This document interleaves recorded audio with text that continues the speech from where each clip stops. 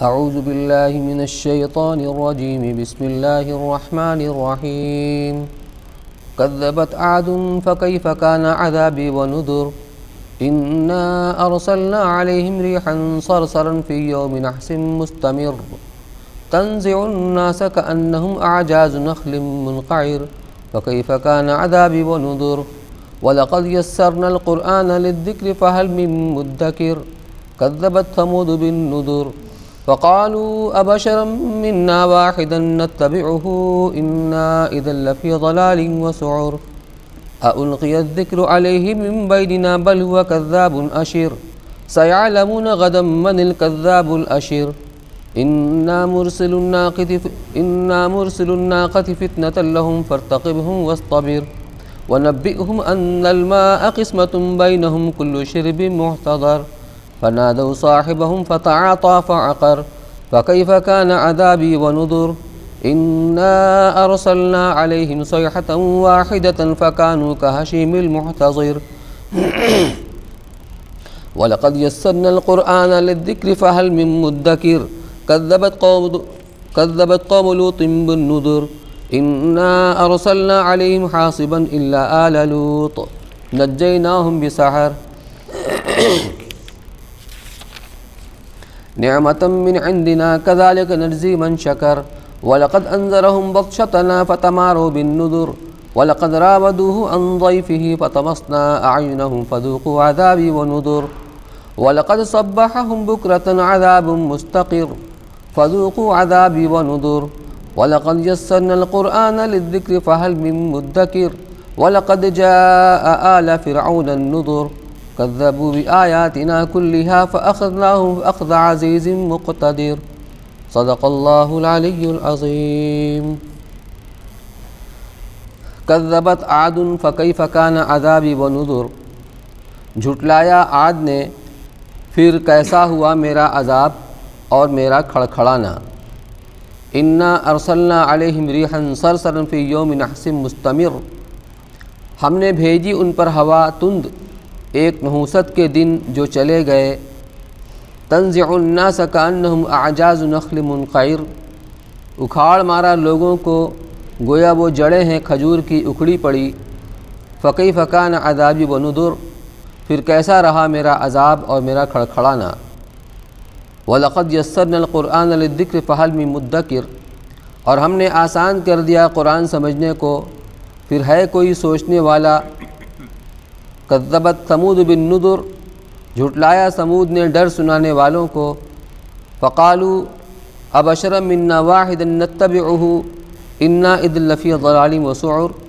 پھر کہنے لگے کیا ایک آدمی ہم میں کا اکیلا ہم اس کے کہے پر چلیں گے تو ہم غلطی میں پڑے اور سودا میں اُلقی الذکر علیہ من بیننا بل هو کذاب اشر کیا اتری اس پر نصیحت ہم سب میں سے کوئی نہیں یہ جھوٹا ہے بڑائی مارتا سیعلمون غدا من الکذاب الاشر اب جان لیں گے کل کو کون ہے جھوٹا بڑائی مارنے والا انا مرسل الناقۃ فتنۃ لہم فارتقبہم واصطبر ہم بھیجتے ہیں اونٹنی ان کے جانچنے کے واسطے سو انتظار کر ان کا اور سہتا رہ ونبئہم ان الماء قسمۃ بینہم کل شرب محتضر اور سنا دے ان کو کہ پانی کا بانٹا ہے ان میں ہر باری پر پہنچنا چاہیے فنادوا صاحبہم فتعاطى فعقر پھر پکارا انہوں نے اپنے رفیق کو پھر ہاتھ چلایا اور کاٹ ڈالا فکیف کان عذابی ونذر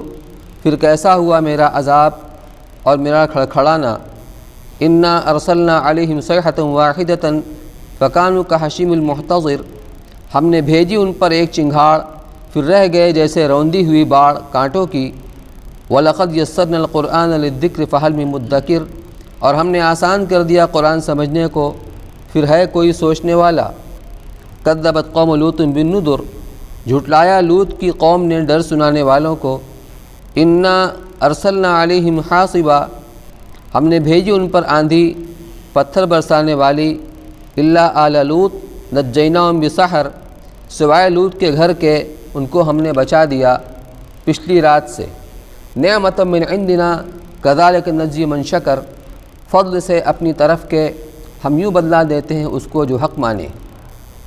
وَلَقَدْ أَنذَرَهُمْ بَطْشَتَنَا فَتَمَارُوا بِالنُّذُرِ، اور وہ ڈرا چکا تھا ان کو ہماری پکڑ سے، پھر لگے مکرانے ڈرانے کو۔ وَلَقَدْ رَاوَدُوهُ عَنْ ضَيْفِهِ فَطَمَسْنَا أَعْيُنَهُمْ فَذُوقُوا عَذَابِي وَنُذُرِ، اور اس سے لینے لگے اس کے مہمانوں کو، بس ہم نے مٹا دی ان کی آنکھیں، اب چکھو میرا عذاب اور میرا ڈرانا۔ وَلَقَدْ صَبَّحَهُمْ بُكْرَةً عَذَابٌ مُسْتَقِرٌ، اور پڑا ان پر صبح کو سویرے عذاب جو ٹھہر چکا تھا۔ فَذُوقُوا عَذَابِي وَنُذُرِ، اب چکھو میرا عذاب اور میرا ڈرانا۔ وَلَقَدْ يَسَّرْنَا الْقُرْآنَ لِلذِّكْرِ فَهَلْ مِن مُدَّكِرٍ، اور ہم نے آسان کر دیا قرآن سمجھنے کو، پھر ہے کوئی سوچنے والا۔ وَلَقَدْ جَاءَ آلَ فِرْعَوْنَ النُّذُرُ، اور پہنچے فرعون والوں کے پاس ڈرانے والے۔ كَذَّبُوا بِآيَاتِنَا كُلِّهَا، جھٹلایا انہوں نے ہماری نشانیوں کو سب کو۔ فَأَخَذْنَاهُمْ أَخْذَ عَزِيزٍ مُقْتَدِرٍ، پھر پکڑا ہم نے ان کو پکڑنا زبردست کا قابو میں لے کر۔ یہ دوسرا رکوع ہے سورہ قمر کا۔ اس سورت کے شروع میں، بلکہ شروع ہی سے قیامت کا بیان چل رہا ہے اور قیامت میں ہونے والے عذاب کا۔ یہ سورت چونکہ مکی ہے، اور مکی صورتوں میں عموماً خطاب مشرکین مکہ کو اصالتاً ہوتا ہے، اور پوری دنیا کے اندر جو مشرک ہیں، جو نبوت کو جھٹلانے والے ہیں، سب اس کے مخاطب ہوتے ہیں۔ تو مشرکین مکہ قیامت کے منکر تھے، قائل نہیں تھے۔ یہ کیسے ہو سکتا ہے کہ مرنے کے بعد جب انسان کا وجود ختم ہو جاتا ہے اس کو دوبارہ کیسے زندہ کیا جائے گا؟ اس لیے وہ قیامت کے قائل نہیں تھے، قیامت کے منکر تھے۔ تو شروع میں تو قیامت کے اندر ہونے والے عذاب کا بیان تھا۔ اب یہاں سے اللہ تبارک و تعالی دنیا کے اندر ان 5 بڑی قوموں کی ہلاکت کا ذکر فرما رہے ہیں، جنہوں نے اپنے زمانے میں، جن کو اللہ نے بڑا تن و توش کا مالک بنایا تھا، بہت لمبے تڑنگے، ڈیل ڈول کے، بڑی طاقت اور قوت کے مالک تھے، بڑی صلاحیتوں کے مالک تھے، سب چیز ان کے پاس تھی۔ مکہ والوں کے پاس تو اس کا عشر اشیر بھی نہیں ہے، لیکن انہوں نے جب اپنے زمانے کی نبی کی بات کو جھٹلایا، ان کی تکذیب کی، ان کا مذاق اڑایا، تو اللہ کا عذاب آیا، اور عذاب میں کسی کو اللہ نے نہیں چھوڑا، سب کو تہس نہس کر کے رکھ دیا۔ گویا مکہ والوں کو دھمکی بھی ہے کہ تمہاری کیا حیثیت ہے، تم کو بھی ہم عذاب کے اندر تباہ و برباد کر سکتے ہیں۔ یہاں سے اسی کا بیان شروع ہو رہا ہے۔ سب سے پہلے کذبت عاد فکیف کان عذابی ونذر، اس کے پہلے نوح علیہ السلام کا ذکر آ چکا ہے۔ وقوم نوح، نوح علیہ السلام کی قوم، سب سے پہلے دنیا میں جس قوم کو عذاب آیا وہ نوح علیہ السلام کی قوم تھی، جو بت پرستی کے اندر مبتلا تھی، اور سب سے پہلی وہ قوم تھی جس نے بت پرستی کو اختیار کیا تھا، اور نوح علیہ السلام سب سے پہلے وہ نبی تھے جو بت پرستی کی کو مٹانے کے لیے دنیا میں مبعوث کیے گئے تھے۔ ان کے بعد قوم عاد آئی۔ عاد، اس میں جو پیغمبر مبعوث ہوئے ہیں وہ حضرت ہود علیہ السلام ہیں۔ یہ بھی بت پرستی کے اندر مبتلا تھے۔ ان کو ہود علیہ السلام نے بہت سمجھایا، اللہ تعالیٰ کے انعامات احسانات کو ذکر کیا کہ دیکھو اللہ نے تمہیں غیر معمولی طاقت و شوکت کا مالک بنایا ہے، تمہیں خوشحال بنایا ہے، یہ اللہ کی نعمتیں ہیں، اس کا شکر ادا کرو اور اللہ کے توحید تو اختیار کرو، میرا کہا مانو، میں اللہ کا نبی ہوں۔ لیکن انہوں نے مان کر نہیں دیا۔ کذبت عاد، عاد نے یعنی عاد کی قوم والوں نے جھٹلایا۔ کس کو جھٹلایا؟ نبی کو، ہود علیہ السلام کو۔ فکیف کان عذابی ونذر، جب جھٹلایا تو ہمارا عذاب ان کے اوپر آیا، تو کیسا رہا میرا عذاب اور میرا ڈرانا۔ یہ یہاں ترجمہ ہے میرا کھڑکھڑانا۔ جب عذاب آتا ہے تو قوم کو تہس نہس کر دیتا ہے، یہی کھڑکھڑانا ہے۔ نذر جمع نذیر کی ہے۔ نذیر کے ایک معنی ڈرانے کے آتے ہیں، منذر کے معنی ڈرانے والا، اور اس کا ایک معنی ہے انذار کے، ڈرانا۔ دونوں ہی معنی یہاں مراد ہو سکتے ہیں، اور دونوں معنی میں استعمال ہوا ہے۔ تو ہمارا عذاب اور ہمارا ڈرانا کیسا رہا، اور یہ بھی ہو سکتا ہے کہ جس عذاب سے ان کو ڈرایا گیا وہ کیسا رہا، تو دونوں معنی یہاں مراد ہو سکتے ہیں۔ انا ارسلنا علیہم ریحا صرصرا فی یوم نحس مستمر، ہم نے بھیجا ان کے اوپر تیز تند ہوا۔ ریح کے معنی ہوا کے آتے ہیں مطلق، اور صرصر کہتے ہیں ایسی ہوا کو جس کے اندر آواز ہوتی ہے۔ شاید کبھی آپ کے اتفاق پڑا ہو، جب تیز آندھی چلتی ہے تو سیٹی کی آواز محسوس ہوتی ہے کہ سیٹی بج رہی، تو تیز تند ہوا اس کے اندر آواز بھی ہوتی ہے۔ یہ آواز ان کے اوپر، یہ ہوا اللہ نے ان کے اوپر چھوڑی۔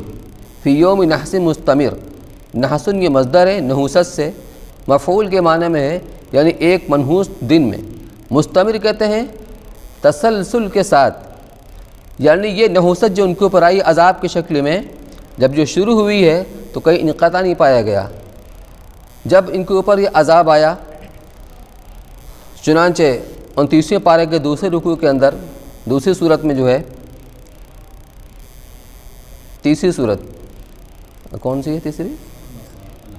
الحاقہ، سورہ حاقہ کے اندر فرمایا کہ ان کے اوپر 7 رات اور 8 دن مسلسل یہ آندھی چلی۔ جب اللہ نے ان کو عذاب دینا چاہا تو جو آندھی ان کے اوپر چلی ہے، 7 رات اور 8 دن مسلسل، بیچ میں ذرہ برابر انقطاع نہیں ہوا، اور ہواؤں نے ان کو اٹھا اٹھا کر کے فضا میں لے گئی، ان کو پٹکا ہے۔ غیر معمولی ڈیل ڈول کے ہونے کے باوجود، تنومند ہونے کے باوجود ان کو ہوا میں اٹھا اٹھا کے پٹکا ہے، اور جب تک یہ سب کی سب مر کے ختم نہیں ہو گئے، تباہ برباد نہیں ہو گئے، یہ آندھی جو عذاب تھی رکی نہیں۔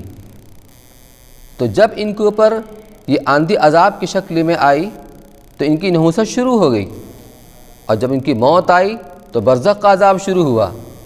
اب جب قیامت آئے گی، حشر قائم ہوگا تو آخرت کا عذاب ہوگا، اور کفر کی وجہ سے ہمیشہ ہمیشہ کی جہنم میں رہیں گے، تو ہمیشہ ہمیشہ گویا اس عذاب کی شروعات ہوئی ہے جو اللہ نے عذاب ان کے اوپر بھیجا، اور وہ آخر تک وہ جاری رہے گا۔ یہی نحوست ہے۔ ایک مسلسل نحوست والے دن میں، یہاں دن سے مراد ہے وقت، کیونکہ وہ ایک دن نہیں تھا، 7 رات اور 8 دن تھا۔ تو ایک مسلسل نحوست والے دن میں تنزع الناس کانہم اعجاز نخل منقعر، قرآن نقشہ کھینچ رہا ہے اس کیفیت کا کہ وہ ہوا ایسی تیز تھی کہ لوگوں کو اکھاڑ کر پھینکتی تھی، جس طرح درخت کو جڑ سے اکھاڑ دیا جاتا ہے، ان کو اکھاڑ کر پھینکتی تھی، اور وہ ایسے تھے کانہم اعجاز نخل منقعر، جیسے اکھڑے ہوئے کھجور کے تنے۔ نخل کہتے ہیں کھجور کو، اور اعجاز جمع ہے عجوز کی، عجوز کے معنی پیچھے کا حصہ، اس لیے سرین کو بھی عجوز کہا جاتا ہے۔ تو درخت کا پیچھے کا حصہ کیا ہوتا ہے؟ جڑ ہوتی ہے اور تنا ہوتا ہے۔ تو اس میں اس بات کی طرف اشارہ بھی ہے کہ غیر معمولی تنومند کے لوگ تھے، لمبے لمبے قد والے تھے، ہواؤں نے ان کو اکھاڑ اکھاڑ کر ان کو پٹکا ہے۔ تنزع الناس کہ وہ ہوا لوگوں کو اکھاڑ کر پٹکتی تھی، گویا کہ وہ کھجور کے اکھڑے ہوئے تنے ہیں۔ فکیف کان عذابی ونذر، تو کیسا رہا میرا عذاب اور میرا ڈرانا۔ وَلَقَدْ يَسَّرْنَا الْقُرْآنَ لِلذِّكْرِ فَهَلْ مِن مُدَّكِرٍ، اور ہم نے اس قرآن کو آسان کر دیا ہے نصیحت حاصل کرنے کے لیے، تو کیا کوئی ہے نصیحت حاصل کرنے والا؟ کذبت ثمود بالنذر، جب قومیات کو ہلاک کر دیا گیا، اس کے بعد جو لوگ بچے رہ گئے ان کو سمود کہا جاتا ہے۔ اس قوم کے اندر حضرت صالح علیہ السلام کو مبعوث کیا گیا ان کی ہدایت کے لیے۔ کذبت ثمود بالنذر، تو سمود نے بھی ڈرانے والوں کی تکذیب کی۔ یہاں نذر سے مراد ہے منذر، ڈرانے والے، اور نذیر عموماً یہ صفت لائی ہے قرآن میں نبیوں کی، بشیر اور نذیر۔ تو بشیر کا مطلب یہ ہوتا ہے کہ جو نبی کی بات کو مان لیں، ان پر ایمان لے آئیں، ان کو انعامات کی بشارت، اللہ کی رضا، خوشنودی، آخرت کی کامیابی کی بشارت، جنت کی نعمتوں کی بشارت۔ اور نذیر کے معنی جو نہ مانے اس کو اللہ کے عذاب سے ڈرانا، اس کفر کی وجہ سے۔ تو یہاں وہی مراد ہے کہ سمود نے ڈرانے والوں کو کی تکذیب کی، کو جھٹلایا۔ نذور جمع ہے نذیر کی، حالانکہ وہ ایک پیغمبر تھے حضرت صالح علیہ السلام۔ اس کا جواب مفسرین کرام نے یہ دیا ہے کہ ایک نبی کو جھٹلانا یہ مستلزم ہے تمام نبیوں کو جھٹلانے کے، اس لیے کہ نبی جو پیغام لے کر کے آتے ہیں، جیسے لا الہ الا اللہ محمد رسول اللہ، تو پہلا کلمہ یہ توحید کہلاتا ہے، لا الہ الا اللہ، جس میں اللہ کے توحید کا بیان ہے۔ یہ تمام نبیوں کے کلمے کے اندر مشترک ہے۔ لا الہ الا اللہ موسیٰ کلیم اللہ، لا الہ الا اللہ عیسیٰ روح اللہ۔ تو جس کے اندر توحید کی دعوت دی جا رہی ہے، جس کے اندر بعث کو بیان کیا جا رہا ہے، مرنے کے بعد دوبارہ زندہ ہونے کو، تو جو ان کا تعلق عقائد سے ہے، جنت ہے، جہنم ہے، حشر ہے، مرنے کے بعد دوبارہ زندہ ہونا ہے، وہ تمام نبیوں کی تعلیمات کے اندر مشترک رہیں گے، اس میں کوئی فرق نہیں رہا۔ اگر کچھ فرق ہوا ہے تو جزئی احکامات کے اندر ہوا ہے، شریعتوں کے اندر ہوا ہے، ورنہ توحید، معاد، آخرت، جنت، جہنم، اس کے اندر کوئی فرق نہیں ہے۔ تو ایک نبیوں کا انکار سائے نبیوں کے انکار کے مستلزم ہے، اس لیے جمع کا صیغہ لایا گیا ہے، انہوں نے ڈرانے والوں کو جھٹلایا۔ وَلَقَدْ يَسَّرْنَا فَقَالُوا أَبَشَرًا مِنَّا وَاحِدًا نَتَّبِعُهُ إِنَّا إِذًا لَفِي ضَلَالٍ وَسُعُرٍ۔ تو قوم کے لوگوں نے یعنی سمود نے کہا، کیا ہم اپنے ہی جنس کا ایک انسان، وہ بھی اکیلا، کیا ہم اس کی اتباع کریں گے، اس کی تابعداری کریں گے؟ اِنَّا إِذًا لَفِي ضَلَالٍ وَسُعُرٍ، کیونکہ اگر ہم نے ایسا کیا تب تو ہم بڑی غلطی کے اندر اور جنون کے اندر ہوں گے۔ سعر یہ سعیر سے بنا ہے، سعیر کے معنی آتے ہیں نار جہنم کے، اور سعور کے معنی جنون کے، پاگل پنا کے۔ تو اس کو اس لیے جنون کہا جاتا ہے کہ جب انسان کا دماغ میں آگ بھڑکتی ہے تو پھر پاگل پن کا وہ شکار ہوتا ہے، اس معنی کر، تو دونوں معنی میں استعمال وہی ہے۔ اب ان کو اسی بات پر حیرت ہو رہی تھی کہ اللہ کا رسول اور انسان یہ کیسے ہو سکتا ہے؟ اللہ کا پیغمبر انسان نہیں، کوئی مافوق الفطرت چیز ہونی چاہیے، فرشتہ ہونا چاہیے۔ اللہ تعالیٰ نے اس کا جواب دوسری جگہ دیا ہے کہ اگر ہم فرشتے کو بھی نبی بنا کر بھیجتے تو انسانی شکل میں بناتے، کیونکہ رسالت کے لیے ضروری ہے کہ افادہ استفادہ ممکن ہو۔ جب تک رسول جن کی طرف بھیجا گیا ہے ان کی کمزوریوں کو، ان کی ضرورتوں سے واقف نہیں ہوگا، اس کو نہیں سمجھے گا، تو صحیح معنی میں رہنمائی نہیں کر سکتا۔ بھوک کیا چیز ہوتی ہے، پیاس کیا چیز ہوتی ہے، تکلیف کیا چیز ہوتی ہے۔ فرشتہ ان سب سے بالا تر ہوتا ہے، نہ اس کو بھوک سے مطلب، نہ پیاس سے مطلب، وہ کچھ نہیں جانتا۔ تو اگر اللہ تعالیٰ فرماتے کہ اگر ہم کسی فرشتوں کو بھی رسول بنا کر بھیجتے تو انسانی شکل میں بھیجتے، پھر وہ یہ اعتراض، وہی اشکال کہ انسانوں کیوں بنا کر کے بھیجا۔ اسی طرح جنات کو ہی نہیں بھیج سکتے تھے کیونکہ افادہ استفادہ کا امکان پھر اس کے اندر نہیں تھا، اس لیے اللہ نے انسانوں کو، تو ان کو یہی حیرت ہو رہی تھی کہ انسان رسول کیسے ہو سکتا ہے۔ دوسری بات ہے اکیلا، دنیاوی اعتبار سے دیکھا جائے تو کوئی حشم و خدم والا بادشاہ ہے، کوئی بڑا آدمی ہے، چودھری ہے، وزیر ہے، امیر ہے، جس کے پیچھے پیچھے حشم و قدم چل رہے ہوں، ایسا بھی نہیں، اکیلا ہے۔ تو یہ دیکھ کر کے ان کو یہ حیرت ہو رہی تھی کہ یہ اللہ کا پیغمبر کیسے ہو سکتا ہے۔ اس لیے کہا کہ ابشر منا واحدن، کیا ہمارے ہی جنس کا، ہماری جیسا ایک انسان، وہ بھی اکیلا، اور ہم اس کی پیروی کرنے لگیں، تابعداری کرنے لگیں، تب تو ہم بڑی غلطی اور جنون کے اندر ہیں۔ اَأُلْقِيَ الذِّكْرُ عَلَيْهِ مِن بَيْنِنَا، کیا ہمارے درمیان سے صرف اسی کے اوپر وحی نازل ہوئی ہے؟ بل وہ کذاب اشر، بلکہ یہ کیا ہے، جھوٹا ہے اور شیخی بگارتا، شیخی مارنے والا ہے۔ یہ الزام لگایا حضرت صالح علیہ السلام کے اوپر۔ جھوٹا کا مطلب یہ کہہ رہے میں اللہ کا نبی ہوں، یہ اللہ کے نبی نہیں ہیں، جھوٹ بول رہے ہیں، اس معنی کر تو کذاب کہا۔ اور اشر چونکہ بڑی بڑی باتیں جو ان کے سر کے اوپر سے گزر جاتی تھیں، مرنے کے بعد کیا ہوگا، یہ ہوگا، یہ ہوگا، یہ ہوگا، تو یہ اب خود کو سردار بننا چاہتے ہیں، ہمیں اپنا تابعدار بنانا چاہتے ہیں، تو بڑی بڑی باتیں کر رہے ہیں، اس لیے اشر کہا۔ قرآن کہتا ہے سَيَعْلَمُونَ غَدًا مَنِ الْكَذَّابُ الْأَشِرُ، ان قریب ان کو کل معلوم ہو جائے گا، کل سے مراد قیامت میں، جب حقائق سامنے آئیں گے کہ کون جھوٹا ہے اور شیخی مارنے والا ہے۔ تو جھوٹے تو یہ ہیں جنہوں نے نبوت کی تکذیب کی، اس لیے جھوٹے ہیں، یہ حقائق بھی سامنے آ جائیں گے، اور دنیا میں جو بڑائی مارا کرتے تھے کہ ہم ان کی تابعداری کریں گے، ہم ان کی پیروی کریں گے، وہ بھی سامنے آ جائے گا۔ تو شیخی باز یہی ہیں اور جھوٹے بھی یہی ہیں۔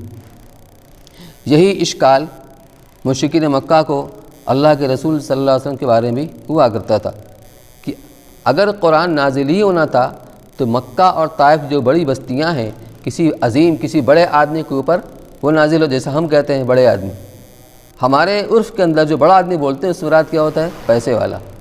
تو کسی بڑے آدمی کو بھی قرآن نازل ہوتا، ان پر کیوں نازل ہوا؟ تو اللہ تعالیٰ نے انہیں ڈانٹ پلائی، کیونکہ ایک ہے نبوت اور ایک ہے بادشاہت۔ مادی نعمت میں سب سے بڑی نعمت بادشاہت دنیاوی اعتبار سے، اور جو روحانی نعمت ہے سب سے بڑی نعمت نبوت ہے، کیونکہ اسی کے ذریعے سے انسان کو کامیابی کا راستہ ملتا ہے، نجات کا راستہ ملتا ہے، اللہ کا قرب خوشنودی حاصل ہوتی ہے نبی کی تعلیمات پر عمل کر کے۔ تو یہ اللہ کی رحمت ہوئی۔ تو اللہ نے فرمایا کیا یہی ہمارے رحمت کے تقسیم کرنے والے ہیں؟ یہ ٹھیکیدار رحمت کو تقسیم کرنے والے ہیں، یعنی کہ ذمہ کیا گیا ہے کہ تم اس کو چاہو رحمت تقسیم کرو۔ ہم جانتے ہیں کہ اس کا اہل کون ہے، ہم جانتے ہیں کہ اس عظیم منصب کا اہل کون ہے، اس لیے ہم نے آپ کو نبی بنایا، ان کے اعتراض کرنے کا کوئی حق نہیں پہنچتا۔ انا مرسل الناقۃ فتنۃ لہم فارتقبوا واصطبر، ہم نکالنے والے ہیں اونٹنی کو ان کے امتحان کے لیے، آزمائش کے لیے، لہٰذا آپ انتظار کیجئے اور صبر سے بیٹھے رہیے۔ جب صالح علیہ السلام نے اصرار کیا اور توحید کا ان کو پیغام دیا تو انہوں نے کہا کہ ایسے نہیں، اگر آپ ہماری مطلوبہ نشانی پیش کر دیں گے تو ہم آپ کو اللہ کا نبی مان لیں گے۔ چنانچہ جس موقع پر یہ بیٹھے ہوئے تھے سامنے کوئی پہاڑی تھی یا بستی کے کنارے کوئی بہت بڑا وہ تھا، چٹان تھی، پتھر کا بڑا ٹکڑا چٹان تھی، تو کہا کہ اگر آپ اس پہاڑ سے ایک اونٹنی ایسی جو پورے دن کی گابھین ہو اور نکلنے کے فوراً بعد بچہ دے، چونکہ ان کا وہی ذریعہ معاش تھا، اونٹ کا دودھ وغیرہ، بچہ دے تو ہم آپ کو اللہ کا نبی مان لیں گے، آپ پر ایمان لے آئیں گے۔ تو صالح علیہ السلام نے بہت سمجھایا، کیونکہ اللہ کی سنت یہ ہے کہ جب کوئی قوم کسی مطلوبہ نشانی کو طلب کرتی ہے اور اللہ تعالیٰ اس نشانی کو ظاہر کر دیتے ہیں اور پھر اسلام ایمان نہیں قبول کرتی تو پھر ان کے اوپر عذاب آتا ہے۔ اور نبی کو اپنی قوم سے بہت تعلق ہوتا ہے، وہ نہیں چاہتے کہ میری قوم تباہ و برباد ہو، بہت سمجھائے لیکن سمجھ کے نہیں دیا۔ تب اللہ نے دعا کی اور اللہ نے اس اونٹنی کو ظاہر کیا۔ وہ غیر معمولی تن و توش کی اونٹنی تھی، عام اونٹنی کے مقابلے میں بہت تن و توش کی تھی، نکلی اور نکلنے کے بعد اس نے بچہ دیا۔ تو ایک سردار تو فوراً مسلمان ہو گیا یہ دیکھ کر کے، لیکن اور سردار وہ مائل ہوئے اسلام لانے کے لیے، لیکن ان کے جو مندروں کے جو وہ تھے پجاری تھے، پروہت تھے، انہوں نے ان کو منع کر دیا، باقی لوگ ایمان نہیں لائے، تو کچھ ہی لوگ ایمان لائے۔ جب اونٹنی ظاہر ہوئی تو اب من جانب اللہ کے حکم سے صالح علیہ السلام نے اپنی قوم سے کہا کہ اب یہ نشانی آ گئی ہے۔ بستی کے اندر ایک کنواں تھا، اسی کنویں کا پانی سارے لوگ استعمال کرتے تھے اور جانوروں کو بھی پلاتے تھے، چنانچہ باری مقرر ہو گئی۔ یہ جو غیر معمولی طریقے پر عام جو توالد التناسل ہے اس کے برخلاف بطور معجزے کے ظاہر ہوئی تھی، تو غذا و خوراک بھی ویسے ہی تھی۔ تو ایک دن میں سارا پانی پی جاتی تھی کنویں کا، تو ایک دن اس اونٹنے کے لیے مقرر ہوا اور ایک دن قوم کے لوگوں کے لیے، اور قوم کے لوگ پوری کی پوری بستی کے دودھ سے استفادہ کرتے تھے، اتنا ہی دودھ بھی دیتی تھی۔ لیکن یہ بات بہت دن چلی نہیں اور ان کو یہ بات گراں گزرنے لگی کہ خواہ مخواہ یہ اونٹنی پانی پی لی رہی ہے، ہم کو دقت ہو رہی ہے، اس لیے ہمت تو کسی کی نہیں ہو رہی تھی کہ کھلم کھلا اس کو قتل کر دیں۔ لیکن انہوں نے سازش کر کے ایک نوجوان کو تیار کیا، قیدار ابن سالف کو، اور ایک شخص اور کو، اور تیار کیا کہ اس کو قتل کر دے، اور کچھ اس کو لالچ دیا گیا۔ چنانچہ وہ گھات لگا کر بیٹھ گیا۔ جب اونٹنی چرنے کے لیے گئی تو اس نے اس کو قتل کر دیا اور بچہ بھاگا اور بھاگ کر اسی پہاڑ کے اندر روپوش ہو گیا، غائب ہو گیا۔ جب یہ ہوا تو صالح علیہ السلام نے ان کو تنبیہ کی کہ اب اللہ کا عذاب نہیں رک سکتا، اب تو آ کے رہے گا۔ اور ہوا یہ کہ اس وقت سے لے کر کے اگلے دن سب کے چہرے بالکل پیلے پڑ گئے خوف کی وجہ سے۔ پھر اور شدت میں اضافہ ہوا، اس کے اگلے دن سرخ ہو گئے، پھر اور اضافہ ہوا، اس کے اگلے دن سیاہ پڑ گئے، اور اس کے بعد ایک سخت چنگھاڑ، جو کہ مختلف الفاظ میں قرآن نے اس کو واضح کیا ہے، تعبیر کیا ہے، کہیں صیحۃ واحدۃ، ایک ہی چنگھاڑ، ایک ہی آواز، ایک ہی نعرہ، یا کہیں بجلی کی کڑک سے اس کو تعبیر کیا گیا ہے۔ جبریل علیہ السلام نے ایک آواز نکالی اور سب کے دل پھٹ گئے، برداشت نہ کر سکے اس آواز کی شدت کو۔ اس طرح اللہ نے سب کو نیست و نابود کر دیا۔ فرمایا کہ انا مرسل الناقۃ فتنۃ لہم، ہم اونٹنی کو نکالنے والے ہیں یعنی پتھر سے، پہاڑ سے، ان کی آزمائش اور امتحان کے لیے، لہٰذا تو انتظار کر اور صبر سے بیٹھا رہے۔ وَنَبِّئْهُمْ أَنَّ الْمَاءَ قِسْمَةٌ بَيْنَهُمْ كُلُّ شِرْبٍ مُحْتَضَرٌ، اور انہیں بتلا دے کہ پانی تقسیم کیا ہوا ہے، بانٹا ہوا ہے ان کے درمیان میں، یعنی ایک دن اونٹنی کے لیے اور ایک دن ساری قوم کے لیے۔ کُلُّ شِرْبٍ مُحْتَضَرٌ، شرب کہتے ہیں پانی کی باری، ہر باری والا اپنے باری پر حاضر ہو جایا کرے۔ فَنَادَوْا صَاحِبَهُمْ فَتَعَاطَىٰ فَعَقَرَ، تو انہوں نے اپنے رفیق کو آواز دیا، اس کو بلایا اس اقدام کے لیے، قتل کرنے کے لیے۔ فَتَعَاطَىٰ فَعَقَرَ، تو اس نے دست درازی کی اور اونٹنی کو ذبح کر ڈالا، کاٹ ڈالا۔ فَكَيْفَ كَانَ عَذَابِي وَنُذُرِ، تو کیسا رہا میرا عذاب اور میرا ڈرانا۔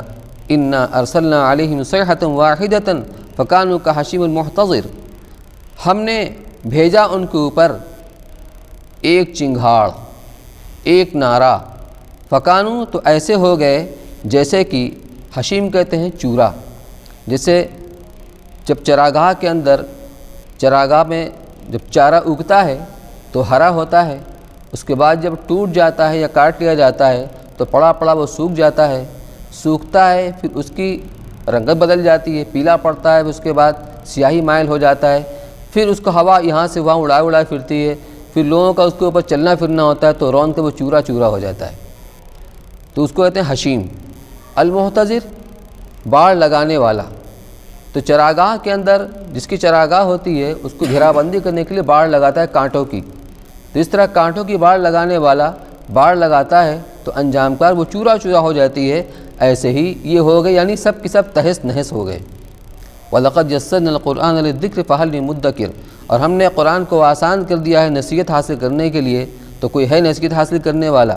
كَذَّبَتْ قَوْمُ لُوطٍ بِالنُّذُرِ، لوط کی قوم والوں نے بھی، نذر وہی جمع کا صیغہ کہ پیغمبروں کو جھٹلایا، یہاں بھی وہی اس کا جواب ہے کہ ایک نبی کی تکذیب سارے نبیوں کی تکذیب کو مستلزم ہوتی ہے، اس لیے جمع کا صیغہ لایا گیا۔ اِنَّا أَرْسَلْنَا عَلَيْهِمْ حَاصِبًا إِلَّا آلَ لوط، ہم نے بھیجا ان کے اوپر میہ، پتھر کا، یہ پتھر کی بارش ہم نے ان کے اوپر برسائی، سوائے آل لوط۔ آل کو آل کہتے ہیں اولاد کو، لیکن یہاں سے اولاد مراد نہیں، نبی کی جو آل ہوتی ہے اور نبی کے جو اہل ہوتے ہیں اس میں اگرچہ ان کے اپنے نسبی اولاد، اہل و عیال بھی ہوتے ہیں، بشرطے کہ وہ مسلمان ہوں، اور عام مسلمان بھی اس کے اندر شامل ہوتے ہیں۔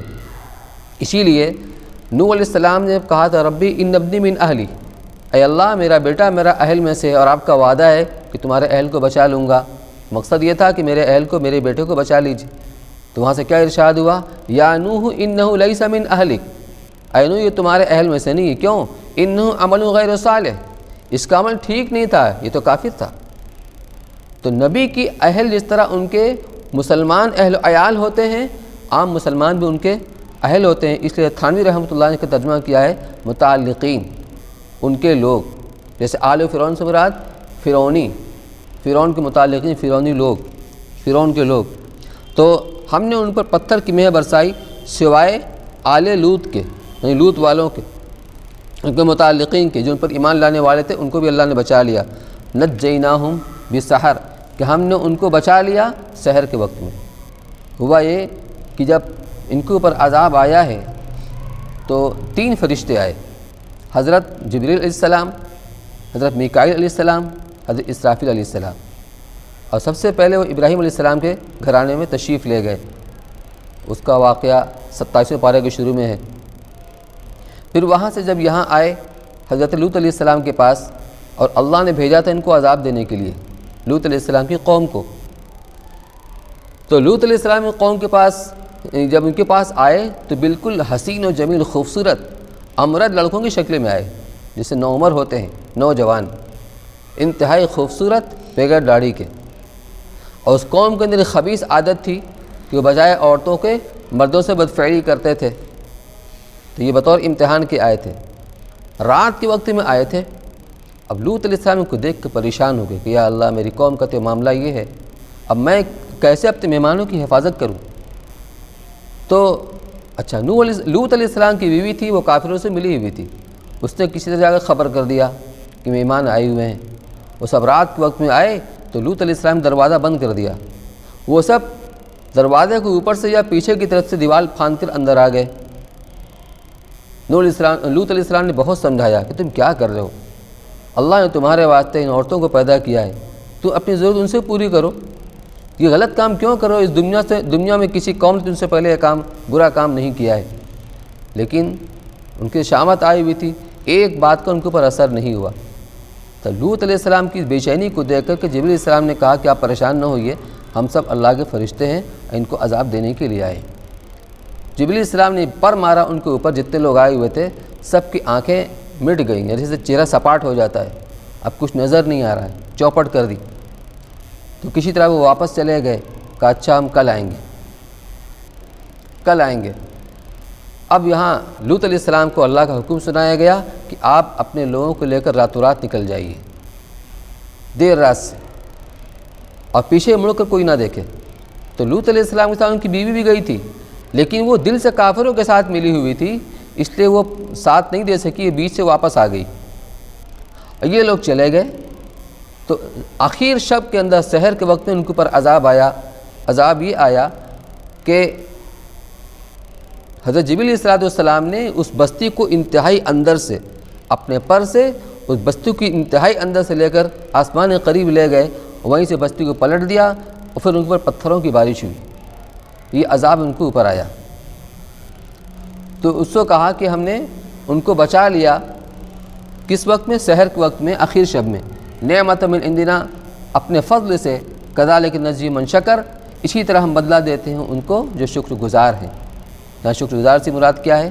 ایمان لانے والوں کو، ایمان لا کر انہیں اللہ کی نعمت کی قدر کی، شکر گزاری کی، تو ہم نے انہیں بچا لیا۔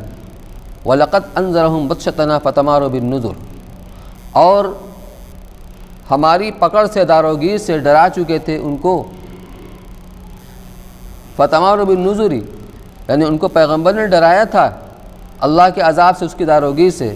فَتَمَارَوْا بِالنُّذُرِ، تو انہوں نے ڈرانے والوں سے جھگڑا کیا، یعنی ان کی بات پر شک و شبہ کیا، ان کی بات کو نہیں مانا۔ وَلَقَدْ رَاوَدُوهُ عَنْ ضَيْفِهِ فَطَمَسْنَا أَعْيُنَهُمْ فَذُوقُوا عَذَابِي وَنُذُرِ۔ راودوہ مراودت سے، اس کے معنی پھسلانے کے ہیں، اپنی مقصد براری کے لیے پھسلانا۔ تو مقصد یہ تھا کہ وہ ان کو لینے کے لیے آئے تھے، کسی طرح ان کے ہاتھ لگ جائیں، تو کہ اس سے لینے لگے اس کے مہمانوں کو بری نیت سے۔ پس فَطَمَسْنَا أَعْيُنَهُمْ، تو ہم نے مٹا دی ان کی آنکھیں، فَذُوقُوا عَذَابِي وَنُذُرِ، کہ اب چکھو میرا عذاب، میرا ڈرانا۔ وَلَقَدْ صَبَّحَهُمْ بُكْرَةً عَذَابٌ مُسْتَقِرٌ، اور پڑا ان پر صبح کو سویرے عذاب جو ٹھہر چکا تھا، یعنی مسلسل ہونے والا عذاب۔ فَذُوقُوا عَذَابِي وَنُذُرِ، پھر ان سے کہا گیا کہ چکھو میرا عذاب، میرا ڈرانا۔ وَلَقَدْ يَسَّرْنَا الْقُرْآنَ لِلذِّكْرِ فَهَلْ مِن مُدَّكِرٍ، اور ہم نے آسان کر دیا قرآن سمجھنے کو، یعنی نصیحت حاصل کرنے کے لیے، تو کوئی ہے نصیحت حاصل کرنے والا۔ وَلَقَدْ جَاءَ آلَ فِرْعَوْنَ النُّذُرُ، آخری قوم فرعون، اور فرعون کے ماننے والے یعنی قبطی قوم، ان کے پاس بھی ڈرانے والے موسیٰ علیہ السلام آئے تھے، پیغمبر۔ کذبوا بآیاتنا کلھا، انہوں نے ہماری ساری نشانیوں کی تکذیب کی۔ 9 آیات، 9 نشانیاں اللہ نے بھیجی ہیں موسیٰ علیہ السلام کے ہاتھوں، وہ ظاہر ہوئی۔ 2 تو مشہور ہیں، ایک تو ہے عصا، جس کو جب زمین پر ڈالتے تھے تو وہ اژدہا بن جایا کرتا تھا، اور دوسری ید بیضا، کہ ہاتھ تو گریبان میں ڈال کر نکالتے تھے، سورج کی طرح چمکنے لگتا تھا۔ 2 نشانی تو یہ تھی، اور 7 نشانی اس کے علاوہ، ایک تو ان کے اوپر قحط سالی کا عذاب آیا کہ بھوکوں مرنے لگے، اور ہر عذاب کے وقت میں گڑگڑا کر کہتے ہیں موسیٰ آپ اپنے رب سے دعا کیجئے کہ یہ عذاب ہم سے ہٹ جائے گا تو ہم آپ پر ایمان لے آئیں گے۔ اور جب موسیٰ علیہ السلام دعا کرتے پھر یہ مکر جاتے، تسلسل کے ساتھ یہ ہوتا رہا۔ تو ایک تو قحط سالی کے طوفان وہ عذاب آیا، اور پھلوں میں کمی کا عذاب آیا، اور اناج کے اندر کیڑوں کا عذاب آیا، یہ کیا بولتے ہیں اسے، گھن کا کیڑا لگ گیا، ان کے کپڑوں میں جو پڑنے کا عذاب آیا، مینڈک کا عذاب آیا، ہر جگہ مینڈک، گھر کے اندر، گھر کے باہر، بستر پر، کھانے میں، ادھر ادھر، ناک میں دم کر دیا۔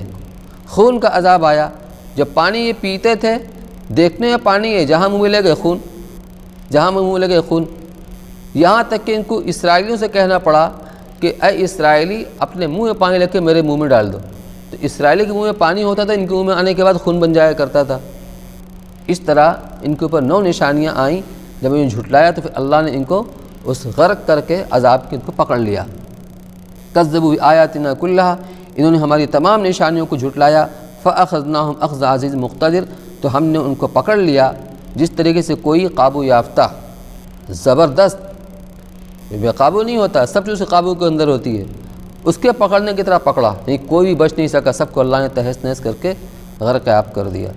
تو اللہ تعالیٰ نے ان مشرکین مکہ کے ہدایت کے لیے، نصیحت کے لیے اول تو قیامت میں ہونے والے عذاب کو بتایا، اس کے بعد دنیا میں یہ 5 بڑی قومیں تھیں جن کا انجام ان کو ہی پتہ تھا، ان کو بتایا کہ یہ انجام ان کا ہوا، اس کا مطلب کہ تمہارے ساتھ بھی ایسا ہو سکتا ہے۔ اس لیے عقل مندی کا تقاضا یہ ہے کہ اس بات کو مان لو، نبی پر ایمان لے آؤ۔ بہرحال اس کے مقدر میں تھا، اللہ نے اس کو ہدایت سے نوازا، اس کے مقدر میں نہیں تھا، اللہ نے اس کو محروم کر دیا۔ اب ہم اپنے بارے میں سوچیں کہ اللہ نے ہمیں مسلمان ماں باپ گھر کے اندر پیدا فرما کر ہمیں کتنا بڑا ہمارے اوپر احسان فرمایا کہ ہم کو ایمان والا بنایا۔ ایمان تو اللہ نے عطا فرما دیا، لیکن اب اس کو محنت کر کے بڑھانا، اس کی حفاظت کرنا، یہ ہماری اپنی خود کی ذمہ داری ہے۔ اللہ تعالیٰ ہم سب کو اس کی توفیق نصیب کرے۔ دعا فرمائیں۔ اللهم صل على سيدنا وشفينا نبينا مولانا محمد وبارك وسلم۔ ربنا ظلمنا أنفسنا وإن لم تغفر لنا وترحمنا لنكونن من الخاسرين۔ لا إله إلا أنت سبحانك إني كنت من الظالمين۔ لا إله إلا أنت سبحانك إنا كنا من الظالمين۔ ربنا لا تزغ قلوبنا بعد إذ هديتنا وهب لنا من لدنك رحمة إنك أنت الوهاب۔ اللهم اهدنا واهد بنا واجعلنا هداة مهتدين۔ اللهم اهدنا واهد بنا واجعلنا سببا لمن اهتدى۔ ربنا آتنا في الدنيا حسنة وفي الآخرة حسنة وقنا عذاب النار۔ اللهم إنا نسألك العفو والعافية واليسر والمعافاة الدائمة في الدين والدنيا والآخرة۔ توفنا مسلمين والحقنا بالصالحين غير خزايا ولا مفتونين۔ اللهم لا تدع لنا ذنبا إلا غفرته، ولا هما إلا فرجته، ولا كربا إلا نفسته، ولا ضرا إلا كشفته، ولا دينا إلا أديته، ولا مريضا إلا شفيته وعافيته، ولا حالة من حوائج الدنيا والآخرة إلا قضيتها ويسرتها يا أرحم الراحمين۔ ربنا تقبل منا إنك أنت السميع العليم وتب علينا إنك أنت التواب الرحيم۔ وصلى الله تعالى على خير خلقه سيدنا محمد وعلى آله وصحبه أجمعين برحمتك يا رب۔